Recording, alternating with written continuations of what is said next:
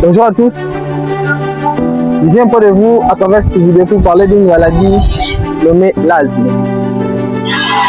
L'asthme est une maladie chronique qui est caractérisée par un mal à respirer. Il tient sa cause comme une maladie qui est dite génétique à 50%, parce qu'on peut retrouver plusieurs membres familiaux souffrant d'une même maladie.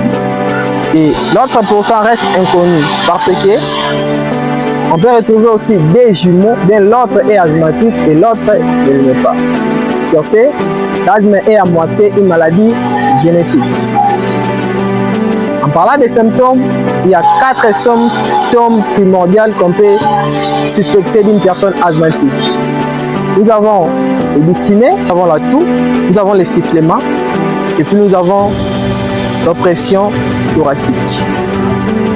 Pour ce qui concerne les facteurs déclencheurs de ces asthmes, nous avons les irritants comme les cigarettes, nous avons les allergies, nous avons les infections et certains sports, voire même l'exposition dans les endroits trop froids.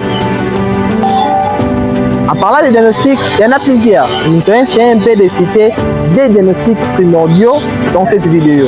Nous avons les FAIR, qui signifie épreuve fonctionnelle respiratoire. Il y a trop de maladies. Il y a en cas de crise, lorsque la personne a fait des crises, et puis il y a un traitement pour éviter cette crise-là. En cas de crise, nous avons les bronchodilatateurs. Comme vous le savez bien, il y en a deux. Nous avons les terbutaline et les salbutamol. Ceux qui vont savoir. Et pour éviter cette crise-là, il y en a aussi les cortisol en poudre, ce qu'il faut prendre permanent. Et puis il y a le Quick Flow.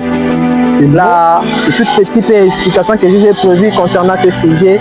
Merci, ciao, on se revoit dans une prochaine vidéo.